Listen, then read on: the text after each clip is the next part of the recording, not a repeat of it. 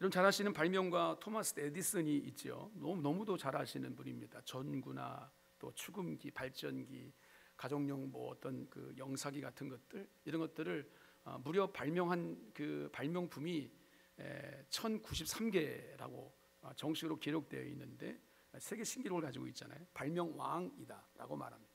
하지만 이 사람만큼 실패를 많이 했던 사람도 없을 것입니다. 그는 전구 하나를 만드는데 무려 10,000번 정도의 실패를 했다라고 고백합니다. 전구를 제외한 특허품이 1092개인데 그것을 만드는데 한 작품에 10번씩 정도 실패했다고 가정해도 총 2만 번이 넘는 실패를 한 셈입니다. 이렇듯 오늘 우리가 바라보는 에디슨이라는 사람은 상상하지도 못할 사람인데 그도 엄청난 실패를 통해 그렇게 됐다는 거예요. 그럼에도 그는 자신의 실패를 실패로 여기지 않았다라는 겁니다. 그는 어느 매체를 통해 이런 고백을 했습니다. 전구를 발명하기 전에 위해서 나는 9,999번의 실험을 했는데 성공하지 못했다. 얼마나 더 실패를 되풀이해야 되느냐라는 친구의 물음이 있었지만 그럼에도 나는 계속되는 실패에도 결코 좌절하지 않았다라고 그렇게 고백합니다. 미국 남북 전쟁으로 나라가 둘이 갈라졌어요. 그럴 때 에이브라함 링컨은 이렇게 연설을 했습니다. 나는 여러분들의 실패에 대해서 관심이 없습니다. 나는 여러분들의 다시 일어서는 것에 대해서 관심이 있습니다. 여러분, 사람은 모두 실패를 경험합니다. 나는 실패하지 않기 위해서 발버둥을 치지만 그러나 그럼에도 불구하고 실패를 우리는 경험합니다. 실패를 경험했을 때 두 가지 현상이 나타나죠. 어떤 사람은 실패하면서 주저하는 사람이 있는가 하면 어떤 사람은 실패를 통해 다시 일어서는 사람이 있습니다. 어떤 차이가 있을까라는 거예요. 실족하느냐 실족하지 않느냐의 차이다. 성경은 그렇게 얘기를 합니다. 언젠가 미국의 저널이죠, 월스트리트에 이런 내용이 실려서 많은 사람들이 감동을 준 적이 있는데 이런 내용입니다. 여러분들은 기억도 할 수 없는 수많은 실패를 경험했습니다. 처음 걸음마를 하기 위해서 일어섰다가 넘어졌다가 일어섰다가 넘어졌다가 했을 것입니다. 처음 수영을 배웠을 때 물속으로 쏙 빠져서 물 마시기를 여러 번 경험했을 것입니다. 홈런을 많이 치는 타자일수록 삼진이 많습니다.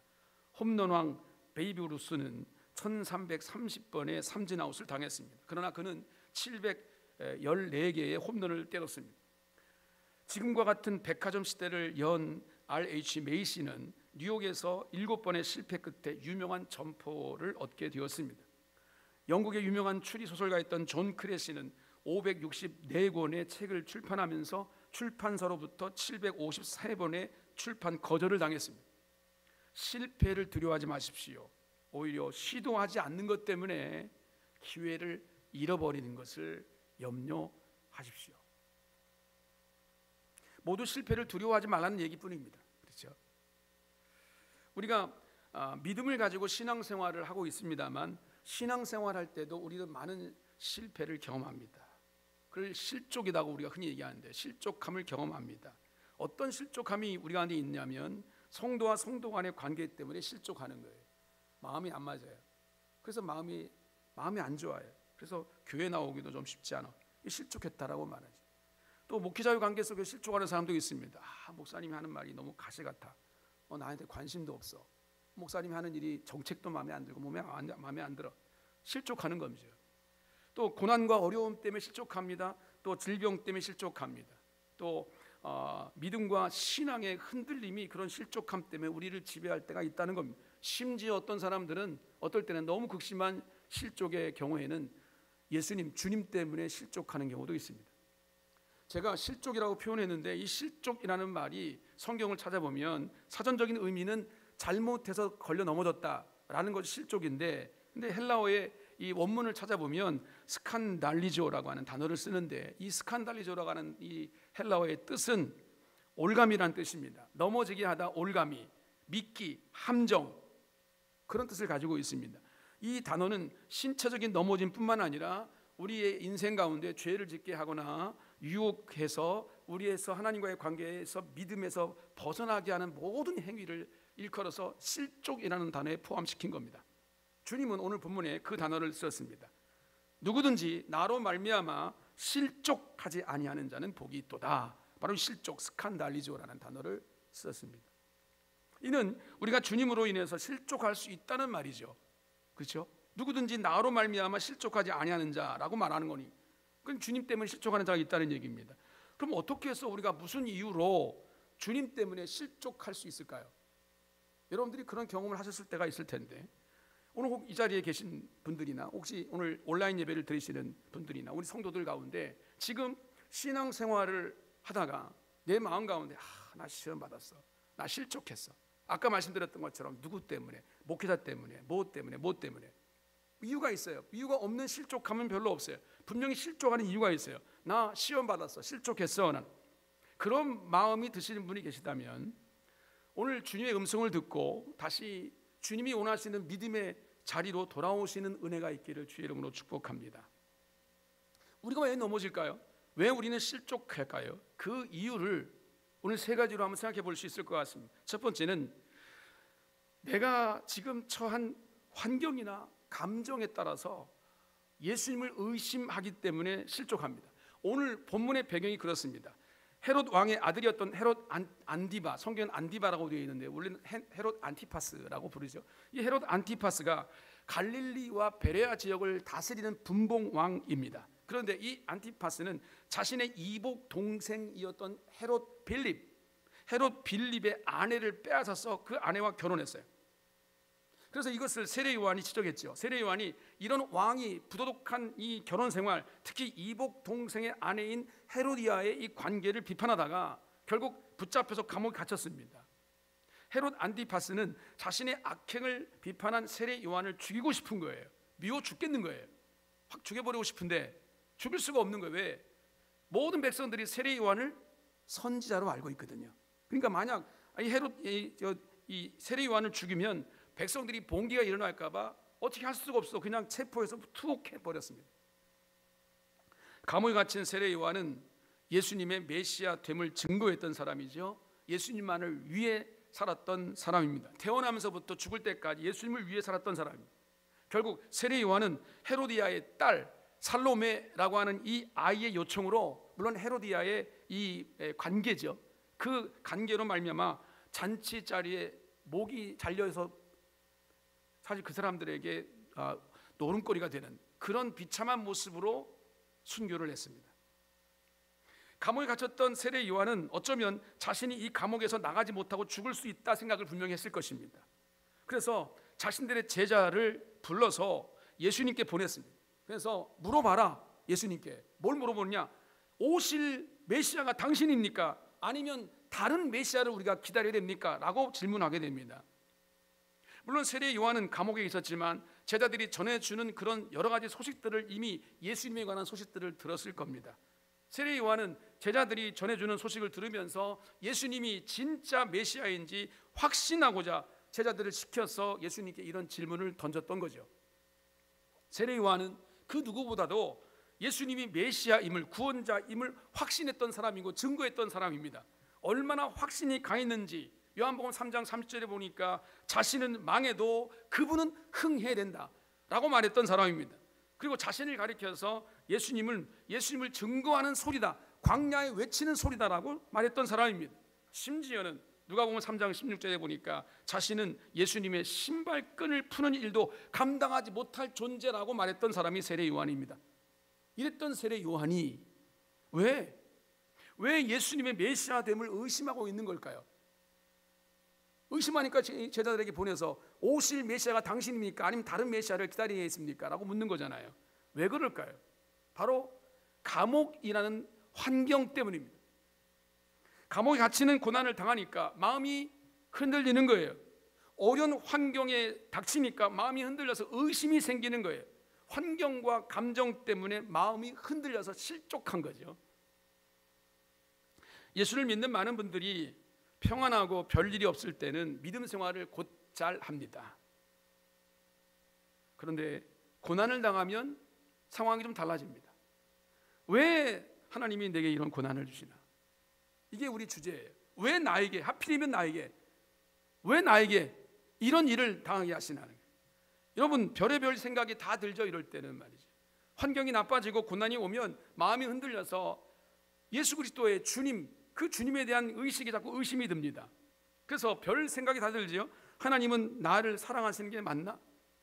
하나님은 나의 기도를 들으실까? 하나님은 나에게 관심이나 있는 걸까? 더 나아가서 하나님이 정말 계시는 건 맞나? 이런 생각이 드는 거잖아요. 여러분, 우리 성도들 가운데도 지금 육체 고난 때문에 신음하는 분들이 많이 계십니다. 그렇죠? 우리가 정말 마음에 실족함이 오고 마음이 상하게 되면 교회 나가기도 싫어요. 사람 보기도 싫어요. 여지없이 고난 중에 흔들리는 우리의 모습을 우리가 볼 수 있다는 겁니다. 환경과 여건 때문입니다. 그러나 이사야 43장 1절 2절을 보면 하나님 이렇게 말씀하십니다. 내가 너를 구속하였고 내가 너를 지명하여 불렀나니 너는 내 것이라. 네가 물 가운데로 지날 때 내가 너와 함께 할 것이다. 그 다음에 불 가운데로 지날 때도 내가 너를 지킬 것이다. 하나님은 우리를 물 가운데에서도 불 가운데에서도 함께 하시겠다라고 약속하신 거예요. 어떤 환난이 우리 가운데 오더라도 함께 하시겠다라고 약속하신 거예요. 하나님은 언제나 우리와 함께 하십니다. 이거는 누구의 소리가 아니라 하나님이 살아계신 하나님께서 우리에게 약속하신 것입니다. 하나님이 나와 함께 하시지 않는다고 생각되면 하나님이 나를 떠난 것이 아니라 내가 하나님을 떠나 있는 상태입니다. 한번 뒤집어 생각해 보시라고요. 내가 지금 하나님을 떠나 있는 거예요. 내가 하나님을 떠나니까 하나님이 내 곁에 안 계신 것처럼 느끼고 있는 거죠. 내 환경, 내 감정에 따라 하나님을 생각하니까 하나님이 내 곁에 안 계신 것 같이 느끼는 겁니다. 그러니까 오늘 우리가 실족하지 않아야 된다는 건데, 여러분, 하나님은 내가 힘들거나 어려울 때나 기쁠 때나 슬플 때도 언제나 나와 함께 하시는 분인 줄로 믿습니다. 여러분, 이것이 그냥 오늘 가치관의 어떤 내 뇌리를 스치는 어떤 쇠뇌처럼 여기는 게 아니라 이렇게 생각해 보세요. 살아계신 하나님이 계시다면 하나님이 약속하신 거잖아요. 그 약속이 내가 너와 함께 하겠다는 거잖아요. 어디를 가든지 내가 너와 함께 하겠다는 거잖아요. 이것이 우리의 믿음이 될 때 이것이 우리의 신앙생활인 거예요. 근데 이걸 흔들리게 만든단 말이죠. 요한복음 14장 16절에 이렇게 말합니다. 내가 아버지께 구하겠으니 그가 또 다른 보혜사를 너희에게 주사 영원토록 너희와 함께 있게 하리니, 이렇게 말씀합니다. 보혜사 곧 하나님의 성령을 보내주셔서 우리와 영원히 함께 하시겠다. 예수님이 육신을 이 땅에 입고 오셔서 33년을 살고 계셨는데 그 이후에 보혜사 성령 우리 가운데 지금까지 우리 가운데 보내주셔서 우리와 함께 하시겠다라는 거예요. 지금도 성령께서 보혜사 되주셔서 우리를 인도하시고 우리의 모든 인생을 주관하시고 우리의 모든 인생을 지키시는 줄로 믿습니다. 오늘 이 같은 하나님의 사랑과 배려와 관심을 우리가 알아야 된다는 거죠. 하나님은 어떤 환경과 어떤 조건에도 우리를 버리시거나 떠나시는 분이 아니다.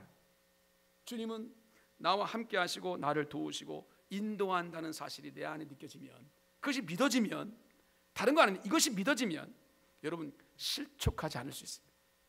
여러분의 인생 가운데 환경적인 부분들, 여건적인 부분들, 내가 있다가 없어지는 것들, 또 육체의 건강 때문에, 또 여러 가지 많은 경제적인 아픔 때문에, 또 자녀들의 모든 문제 때문에, 회사의 직장의 모든 문제 때문에 실족하지 않기를 바랍니다. 특히 하나님의 사랑 안에 묶여진 교우들의 문제 때문에 실족하지 않기를 바랍니다.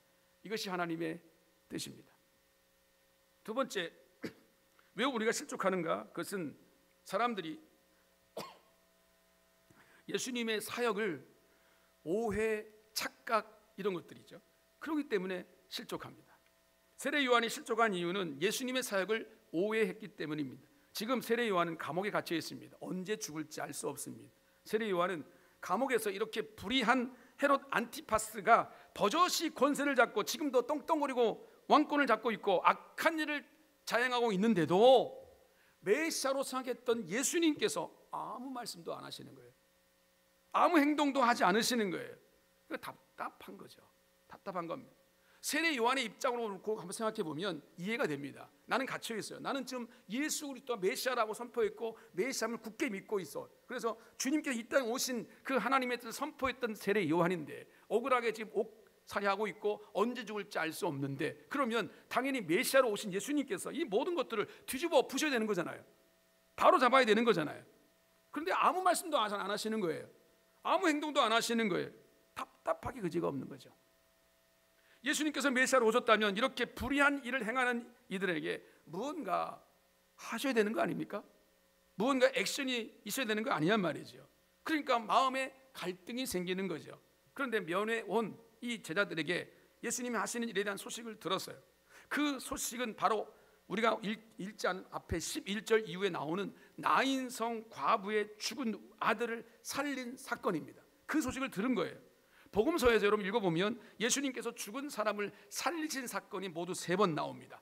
누가복음 8장에 야이로를 살린 사건, 요한복음 11장에 나사로를 살린 사건, 그 다음에 한 사례 중에 하나가 바로 오늘 본문 바로 앞에 나와 있는 이 나인성 과부의 아들을 살린 사건이에요. 여러분, 죽은 사람을 살렸다? 있을 수 없는 일이죠. 기적 중에 기적입니다. 있을 수 없는 일입니다. 초자연적인 일입니다. 아무나 할 수 없는 일이고 하나님의 권능만이 할 수 있는 일이에요. 세례 요한의 입장에서 볼 때는 이 정도의 능력을 가지고 계신 분이라면 분명히 메시아가 확실한 건데, 그렇잖아요. 그런데 이런 능력을 가졌다면 그 메시아가 이 악한 일을 행하는 이 헤롯 안티파스에게 어떤 액션을 취하실 거라고 생각했던 거예요. 그런데 예수님이 침묵하시는 거예요. 아무 말씀도 하지 않으시는 거예요. 그래서 답답하고 두렵고 떨리는 마음으로 자신들의 제자들을 예수님께 보내서 묻는 겁니다. 오실 그이가 당신입니까? 아니면 다른 메시아를 우리가 기다려야 되는 겁니까?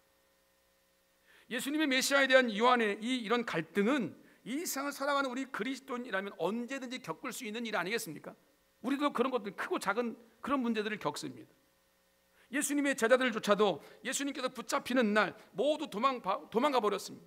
벗어버리고 도망간 사람도 있었습니다. 그리고 예수님이 십자가에 죽으니까 자신들이 다 자기의 직업으로, 고향으로, 고기 잡으러 그냥 다 가버렸습니다. 예수님이 그렇게 예수님의 그 미래를 얘기하셨습니다. 십자가에 죽을 것이다, 다시 부활할 것이다.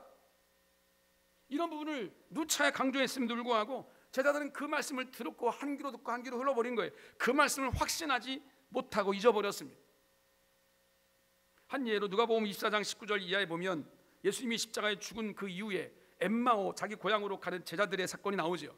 왜 엠마오로 가느냐라고 묻는 이 질문에 그들은 이렇게 대답했습니다. 누가복음 24장 19절 21절에 그는 하나님과 모든 백성 앞에서 말과 일에 능하신 이 선지자근을 우리 대제사장들과 관리들이 사형 판결에 넘겨주어서 십자가에 못 박았느니라.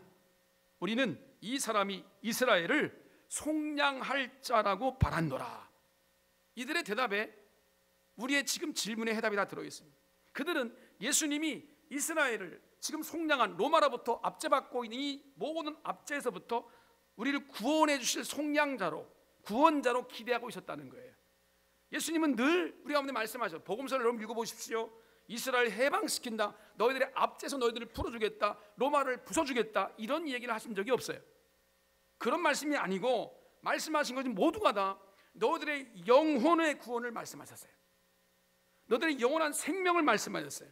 근데 제자들은 거기엔 관심이 없고 현실적으로 지금 보고 있는 정치적인 회복이에요. 이 지금 혼란하고 답답하고 이 불의에 가득 찬 이 왕권을 어떻게 하면 복속시키고 메시아가 일어서서 우리의 모든 현실을 바꿔줄 수 있을까? 메시아, 예수님, 그분이 그것을 하실 수 있지 않을까? 예수님의 사역에 대해서 그것을 기대하고 있었던 거죠. 여러분, 성경 전체로 바라볼 때 이것은 하나님의 뜻이 아닙니다. 이것은 우리 인간이 오해하고 있는 겁니다. 곡해하고 있는 거예요. 여러분, 주님이 이렇게 말씀하셨어요. 마태복음 20장 28절에 인자, 곧 주님이 오신 것은 섬김을 받으려 함이 아니라 도리어 섬기려 하고 자기 목숨을 많은 사람의 대속물로 주려 함이라 그랬어요. 예수님이 이 땅에 오신 목적을 분명히 하셨잖아요. 당신의 목숨을 대속물로 주셔서 오늘 우리의 영혼을 구원하기 위해서 이 땅에 오셨다라고 말씀하십니다. 이것이 예수님의 사역의 핵심이라고요. 이것이 바로 예수님께서 이 땅에 오신 목적이라고요. 우리가 예수 믿는 목적이기도 하고요. 그래서 오늘 본문 22절에서도 주님은 세례 요한의 제자들에게 이렇게 말합니다. 가서 보고 들은 것을 너희 스승 요한에게 알리라 라고 말씀하시면서 이렇게 말씀하셨어요. 맹인이 본다, 못 걷는 사람이 걷는다, 나병 환자가 깨끗함을 받는다, 귀목은 사람이 듣는다, 죽은 자가 살아난다, 가난한 자에게 복음이 전파된다라고 말해라. 이것은 이사야 42장 7절의 말씀, 메시아의 예언에 대한 이미 예언되어져 있는 말씀을 다시 언급하신 거예요. 거기에 보면 이렇게 말씀합니다. 눈먼 자들의 눈이 밝히며 갇힌 자의 감옥에서 이끌어내며 흑암에 앉은 자를 깜빵에서 나오게 하리라는 이 예언의 말씀 그대로 주님께서 하시고 계시다. 그러니까 내가 누구인지 세례요한이 이 말을 들으면 깨달을 것이다 라는. 그리고 오늘 마지막 23절에 누구든지 나로 말미암아 실족하지 아니하는 자는 복이 있도다 라고 말씀하셨어요. 우리가 주님의 말씀을 믿고 따르는 것 당연하죠. 잘 안 되긴 하지만 당연합니다. 그런데 나를 사랑하시는 예수님은 이래야 돼. 적어도 내가 예수를 믿는데, 내가 예수를 믿으니까 내가 주님을 사랑한다고 말하면 주님은 나에게 이렇게 해주셔야 돼, 아니 저렇게 해주셔야 돼, 이렇게 저렇게 내 마음대로 예수님을 그렇게 평가합니다. 생각합니다. 예수님과 그분의 사역이 내 마음에 들면 메시아이고, 예수님의 사역과 모든 우리의 삶에 다가오는 모든 이미지가 그렇지 않으면 예수님 메시아가 아닌가 보다 라고 생각해버리는 이런 우리의 이 신앙 형태를 버려야 된다는 것입니다. 주님이 어떤 분이신지, 주님이 왜 이 땅에 오실 수밖에 없었는지 주님이 하신 말씀을 통해서 볼 수 있어야 됩니다. 그래야 우리가 넘어지지 않는 거예요. 이게 바로 믿음의 실체인 거예요. 근데 오늘 자꾸 현상을 봅니다. 우리의 눈앞에 있는 문제를 봅니다. 그리고 주님 앞에 그 문제를 해결해 주셔야 우리의 주님이시지. 내 경제적인 문제를 해결해 주셔야 우리 주님이시지. 내 건강의 문제를 해결해 주셔야 주님이시지. 내 갇히고 억압받는 이 모든 상황들을 주님께서 변화시켜 주셔야 나의 구원자, 나의 주님이시지. 그렇지 않으면 나와 상관이 없어. 그래서 우리가 죄인인 거예요. 주님은 우리의 영혼을 구원하시기 위하십니다. 우리 영원한 생명을 우리 가운데 주시기 위해서 이 땅에 오신 겁니다. 여러분의 삶 속에 제 죄의 말씀을 붙들고 하나님이 나의 영혼을 붙들고 계시고 우리 영혼을 안전하게 보호하시고 우리 영혼을 하나님의 나라로 이끌어 가시기 원하시는 주님의 사랑이 내 안에 있다는 이 확신, 이 믿음에서 견고히 설 수 있기를 축복합니다.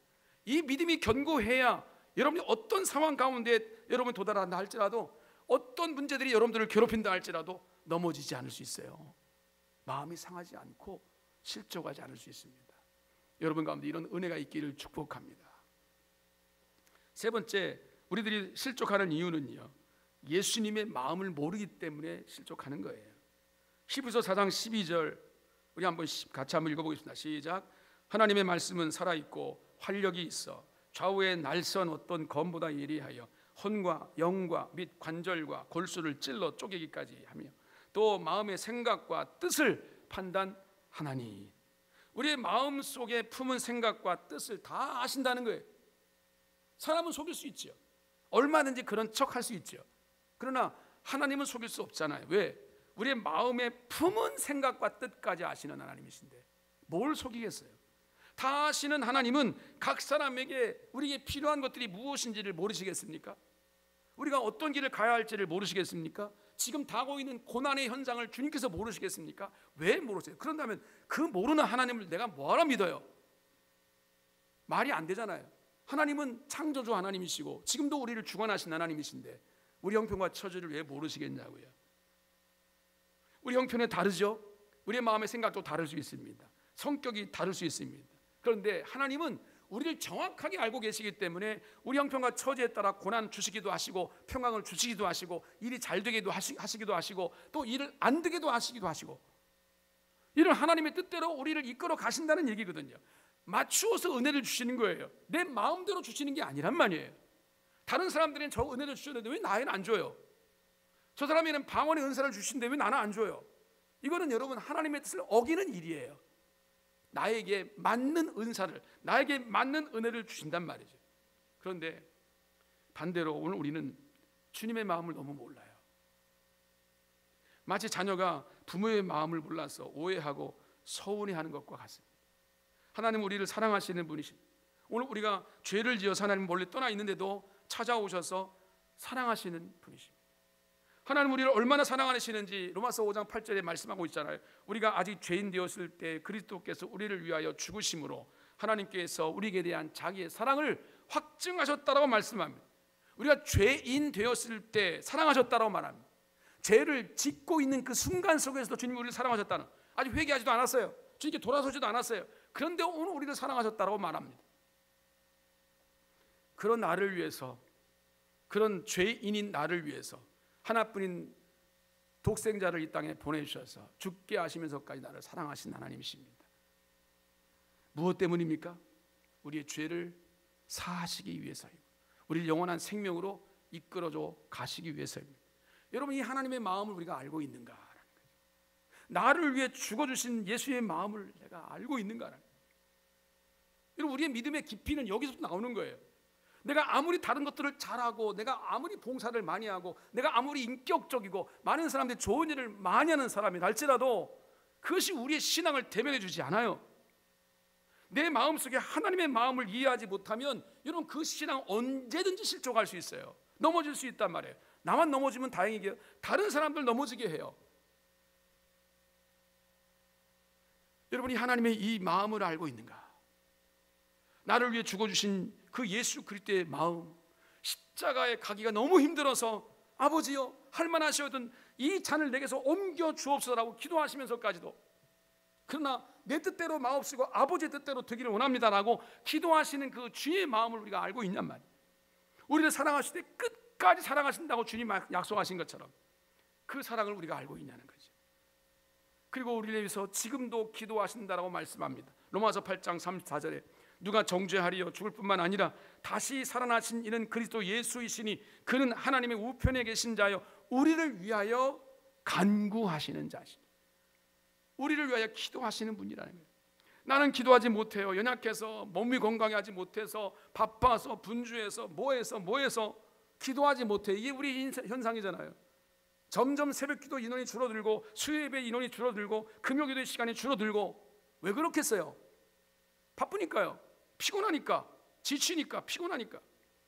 여러분, 나오지 않으려고 작정하고 안 나오시는 분 한 분도 안 계시는 거 알아야 돼요. 너무 바쁜 거예요. 너무 피곤한 거예요. 그러니까 못 나오는 거잖아요. 그런 나인데도 불구하고 그런 나를 위해서 주님이 지금 기도하고 계신다고 말씀하십니다.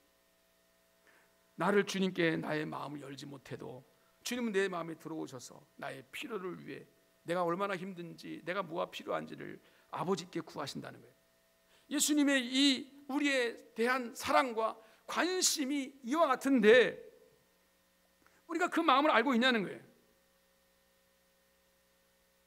절대로 여러분, 그 마음을 안다면 우리가 실족하지 않을 것입니다.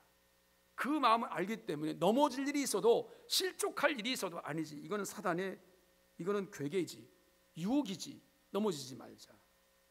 하나님이 나를 사랑하시는 이 은혜 앞에 나를 끊어버리려고 하는 거지. 여러분, 이 마음에 있어 다시 주님께로 돌아가고 마음이 상하지 않고 털어버리고 주님 원하시는 뜻을 붙잡고 어디 주님을 향해 나갑니다. 이 믿음이 있는 자가 바로 하나님의 사람 아니겠습니까? 우리가 신앙생활 하다가 세례 요한처럼 때로 실족하는 이유가 다양합니다. 정말 다양한 것 같아요. 목회하다 보면, 그렇죠? 각 사람마다 넘어지고 자빠지고 실족하는 이유가 참 다양해요. 그러나 성경을 통해서 우리에게 말씀하시는 예수님의 사역과 마음과 그 사랑을 우리가 안다면 어떤 환경과 여건에도 우리는 실족할 일이 없을 겁니다. 그러니까 오늘 우리는 주님이 어떤 분이신지, 그분의 마음이, 그분의 사랑이 어떠한지 관심 있게 지켜보고 관심 있게 살펴보아서 여러분, 주의 뜻을 내 마음에 담으면 여러분, 주의 성령께서 우리와 함께 하심으로 우리는 넘어질 일이 없다는 것입니다. 주님을 제대로 알면 넘어짐이 아니에요. 오히려 고난이 오잖아요. 내게 오히려 암덩어리가 내 안에 자리 잡는다 할지라도 오히려 믿음이 있는 사람들은 뭐라고 말합니까? 하나님 감사합니다. 이게 나온다니까요. 왜요? 하나님의 주권이 내 안에 있다는 걸 알기 때문에, 하나님 나를 살리든 죽든 주님의 주권인 걸 인정하기 때문에 하나님 감사합니다. 죽으면 할렐루야 천국 가는 거고, 이 믿음이 그냥 나오는 게 아니란 말이에요. 그럼 여러분, 그렇다고 여러분 금방 데려가시지 않아요. 절대 그냥 데려가시지 않습니다. 훈련시키시고 연단시키셔서 주님의 뜻대로 사용하시기 위해서 고난을 끝까지 주실 거예요. 고난을 감당해야 됩니다. 여러분, 주님은 누구든지 나로 말미암아 실족하지 아니하는 자가 복이 있다라고 말씀하셨습니다. 여러분, 주님께 더 관심을 가지세요. 아무리 바쁘고 힘들고 지치고 어려운 일이 많아도 주님을 관심을 갖고 알아가실 수 있기를 바랍니다. 주님 우리를 이렇게 사랑하신다는데, 주님 사랑하신데 라고 말만 할 뿐이지 내가 주님을 사랑하는 모습은 보이진 않는 거죠. 주님을 위해서 할 수 있는 일이 아무것도 없는 거죠. 여러분, 이것은 주님이 우리를 부르신 그 이유와 너무 부합한 일이에요. 합당하지 않는 일입니다. 주님을 알 만큼 더 가까이 갈 수 있습니다. 주님을 알아가는 만큼 더 가까이 갈 수 있습니다. 그런 자가 복이 있다라고 말씀합니다. 혹시 오늘 이 자는 이 예배 시간에 우리의 마음이 상하거나 우리의 마음이 실족하여 넘어질 만한 일이 있거든, 주님, 나를 사랑하셔서 이 말씀을 내게 주셨습니다. 주님, 내 마음을 굳게 세우기 원합니다. 주님 한 분으로 만족하는 자가 되기를 원합니다. 이 세상 것에 연연해 하는 자가 되지 않기를 원합니다. 주의 사랑과 그 마음을 붙들고 살아가는 하나님 백성이 되기를 원합니다. 나로 말미암아 실족하지 않는 자가 복이 있도다. 여러분이 이 은혜가 하나님의 축복으로 말미암아 넘쳐나서 주님 오실 때까지 승리의 길을 걸어가는 우리 저와 함께 성도들 되시기를 주의 이름으로 축복합니다.